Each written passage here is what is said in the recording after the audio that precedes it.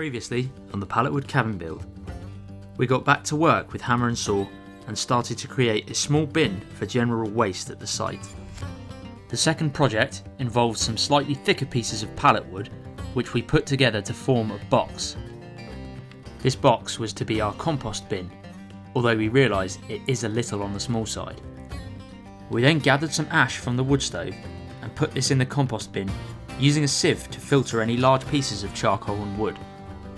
On this particular trip, my dog Jax joined us, but because there is a large badger set nearby, I needed to keep him leashed so that he would not chase after them and get stuck down a badger hole. This can be a common thing for the Jack Russell Terrier breed. Badgers are notoriously aggressive if cornered. The final project involved building a table for the washing area at the back of the cabin. After a hard day's work, we rewarded ourselves by cooking up a fresh omelette over the campfire. Join us now for episode 12, where we build more items with pallet wood before our big project, which will be coming up on the channel soon.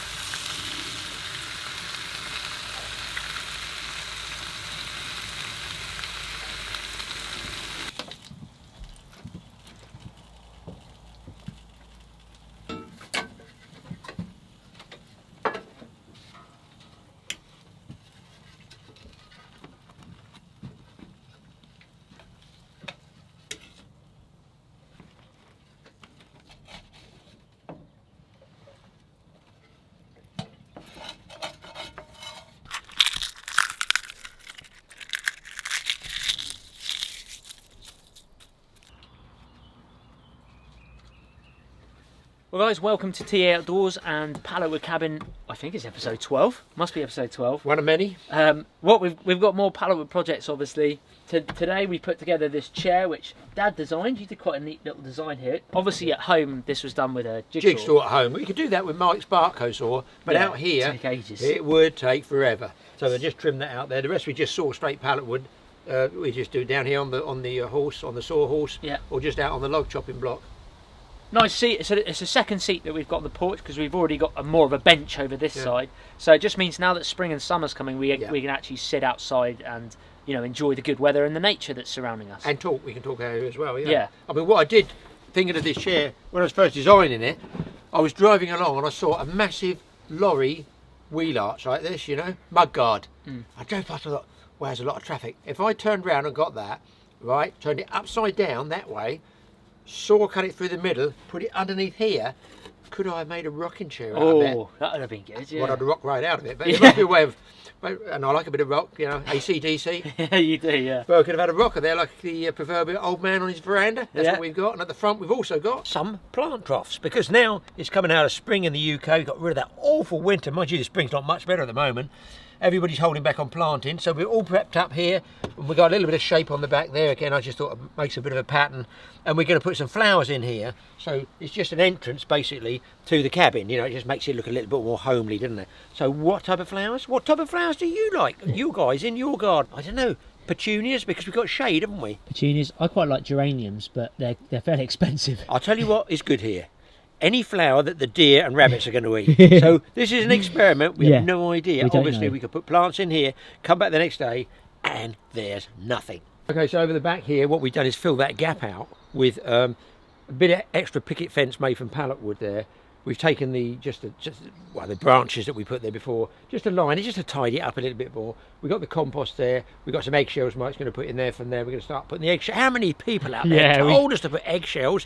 Don't throw them away. Calcium, I guess they make. Put them in the compost, but we haven't actually planted over in a little polytunnel yet because it's been so cold. But it will come. We'll try and get some stuff in there. Flowers, I think, will be in the next week, won't they, Mike? I think so, yeah.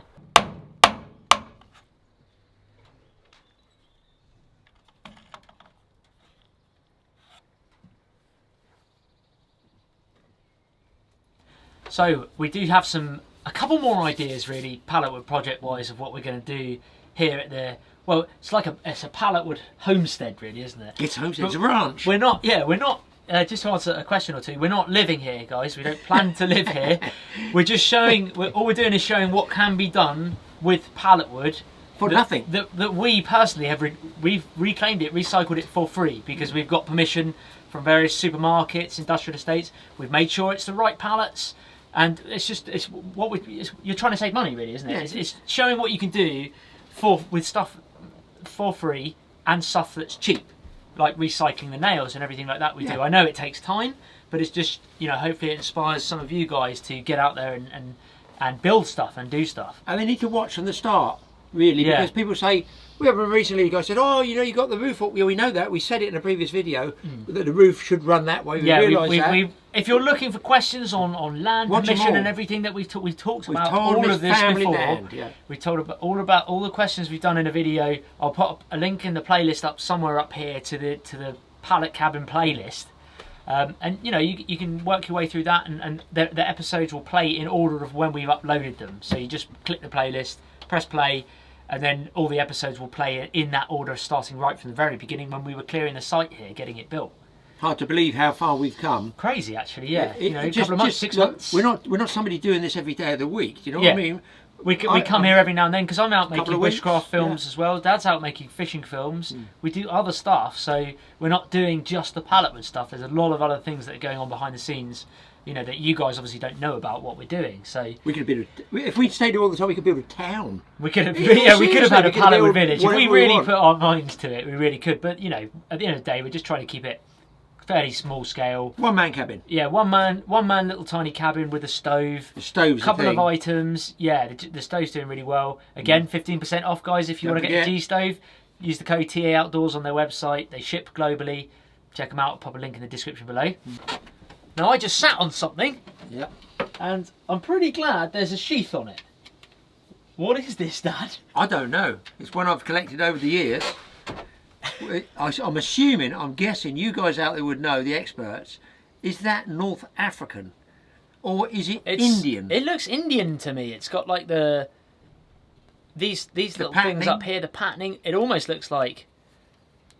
It's one for Alex Steele. Alex, if you're out there, if you're watching us, we love your show, Alex. Everybody watch Alex's show because it is good. It is good. I bet Alex. He'll make this now, you know. He's going to try and make one, but he's got to make it curved and he's got to make that sheath. But what fascinates me is the blade.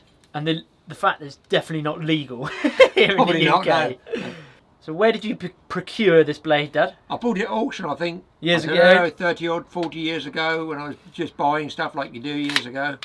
But what I can't understand is, guys, look, just up here, do they call this a hilt? Michael know the hilt? Yeah, I would have thought so, yeah. That looks like brass. That's obviously not silver, it would be too soft, I'm guessing. It's very intricate, got an intricate design across there, all the way down to here, okay? I'm going to draw it into the camera lens there on the curve. It's got, almost looks regal, looks like it should belong to royalty with that. Does anybody out there in, I don't know, Indian countries, Asian countries, African countries, do you recognise that? Does that mean anything to you? Here's the handle coming in again. We'll show you it in close-up. Lovely wood. Now to me that looks like mahogany because I used to have furniture shops. Nice and dark. Nice piece of mahogany. Maybe it's not. Maybe it's stained teak, but it's certainly been worn. Hopefully not on people being used. There's the back of it. That's nice. And if I just turn it around there, you can see in the light, it's got two different metals there. It's like I say, a copper there, and then it merges into this, whatever this metal is, I don't know. And it curves all the way around there. I don't know, it's sort of pressed in there. But listen, this is the weird bit. Take it out the sheath. How do they make a sheath that's curved as this? You see? So there's the blade. I can't see anything on it. Well, it's weird. It's blunt there. Well, listen. Bear in mind this is a weapon, I would say. The sharpness is here along that edge there. That's the sharp edge there. I've had a go at sharpening it. It took ages. It must be very, very hard steel. But listen, what happens here? It goes square and thick across there, all the way up there. There never was an edge there. So look, I've got my finger on it, which you should never do with a knife. It's ground. I think it's made like that. And then where that break occurs to the sharp blade, look at the notch that comes up into here, and then come back across the top, and then there's another notch coming up in here. Now these two notches have got to be there for a reason. To draw blood out. I don't know. Maybe. As it's a weapon and a dagger. But what's the principle? Does this part make the cut, and this is just for ripping inside? I don't know. Is it sharp the other side, the reverse side? This side? Is no, it just tapers across. But there is a patterning there of, I believe, is that a cobra? Hey, look, let's put the candle there. Yeah, I see it. Got to drip the candle wax on it. It's like a snake, isn't it? So yeah, if it's a cobra, you've got to be guided by, where do they get cobras? India, the Middle East. The Middle East, that's what it smacks of to me. So you knife experts out there, you've got something to go on there. I have no idea. I've had it donkey's years. Let us know. I won't be filleting any fish with it, but it's quite an interesting shape blade. It's quite light, you know. It's very light. Very light. Yeah.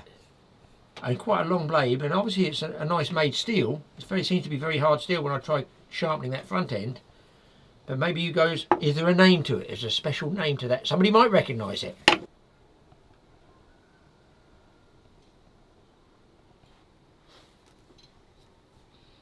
Well, it's that time of the episode for Theory Time, which we haven't done in a few weeks, have we? It's been a while. Not. And for those that don't know Theory Time, myself or Dad usually come up with a theory, sometimes wacky, sometimes quite serious, and we ask you guys your opinions on it, and you give us your opinions in the comments section below, and it's just a great way of us being able to interact with you and just to find out some crazy wacky theories out there. Some aren't so crazy and wacky. No, they're not. So what's the theory for today, Dad? I've been saving this one for a long time.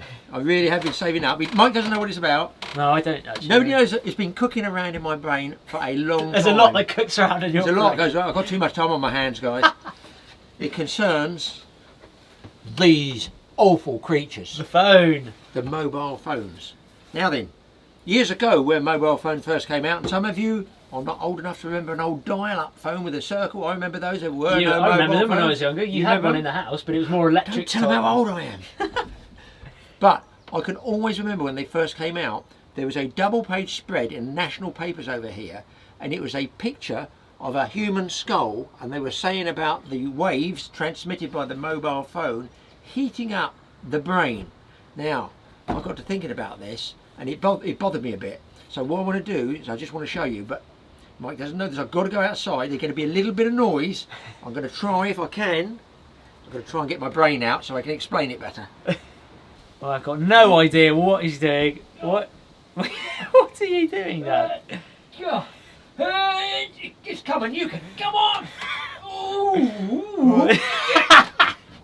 I got it.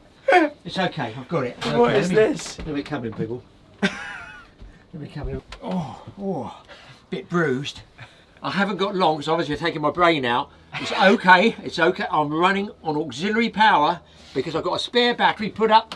Oh no, I won't take it out. I won't take it out. It's just a spare battery. It's my backup battery. Anyway, I've got my brain out there. That is an unrealistic size for your brain, Dad. Bit bigger than that. Yeah. It's a human brain. Okay, there. Now, what I want to talk about is this. So the human brain is broken up, as many of you know, into different zones. Or cauliflower. Okay? What? Or cauliflower. It's a brain. Hang on, that battery's going to run out soon. My theory is this. Do you out there trust really big corporations and what they feed you? Do you really trust some of the research information that comes out? I personally don't, but I'm a bit long in the tooth, you know, to go for gullible stuff. So my theory might be this. There's a terrible disease that's coming about, really. It's been around for a long time, but we're going to call it Alzheimer's. Now, you must have all heard about it. It can be in older people. It's not great, but it seems to be on the increase. If there's any experts on the Alzheimer's disease, it is a shocker. So I'm not really making a mockery of this. I'm using this as an illustration to something that might bear some fruit. Here's the human brain.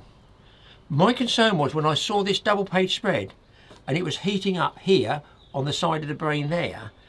Let's assume, and I don't know, you experts out there might know, which side of the brain gets affected by Alzheimer's, which is the Alzheimer area, okay? Now, I'm going to suggest that maybe mobile phones, the use of here by my brain, is causing early Alzheimer's, because it seems to be getting earlier and earlier in people. I know they say all generations are getting older, but it seems to balance out the same sort of time as when the mobile phones came in. Now, you think, what a silly old beep. Fair enough, I agree with you totally. Now I would say to you this. Oh, the battery's stiff. I would say to you this. That phone was here, right? That was in the picture, it's in the national press. The phone was there, the signals were there. Now, we had the phones previously with an aerial on them. Do all you guys remember an actual aerial old, coming like up? Motorola's and stuff. The old ones, I'd probably still use one. So you got the aerial there, right? Then they decided to put the aerial inside. Oh, was that just an aesthetic value? Or was that because they realised the signal from the aerial actually was heating the brain up? And they're not going to sell too many mobile phones, are they, if everybody knows what's going on? So is anybody out there know in mobile phone land about any research into this? The reason being, what I'm going to say is this. They had the aerial, which they then put integral inside the mobile phone. Did they do that as just an aesthetic value to make the phone look nice, or was it because they wanted to reduce the signal going through your brain? Fine, you think, that's also twaddle. Hang on, they then moved into, I'm going to call it speakerphones, Mike, is it? So you can talk... Loudspeaker. Yes. Why would you want to talk with the loudspeaker? If I'm talking with Mike on the phone, I got it here. That's fine. I can hear. It's more for hands-free driving, I think they brought Well, it out. was it? Or was it because they wanted you to get the phone away from your head? That's what we're going to talk about. So, my argument or theory might be, has anybody out there ever done any research on how many people with Alzheimer's are right-handed or left-handed phone users? Does that have any bearing on Alzheimer's? Let us know what you think. Hopefully some medical people that watch our show, and you know what I mean, it might provide some fruit, some sauce, some gravy for the medical profession to be able to finally find out what this Alzheimer's is about. I think, is it mobile phones? I have got to get this brain back in my head because my battery is a bit painful. Think about it, guys. Let us know your thoughts about that. Do you think that mobile phone signals are actually damaging parts of the human brain? Danger, battery low. Do let us know your thoughts on that theory. Pop your comments, put any comments or opinions you've got, put in the comments section below. And thanks very much for watching this episode of the Pallet Homestead build. We've got more projects coming, and again, if you guys have any other suggestions as what you'd like to see us try and make, pop them in the comment section below. Thanks very much for watching, guys. See you again. See you soon.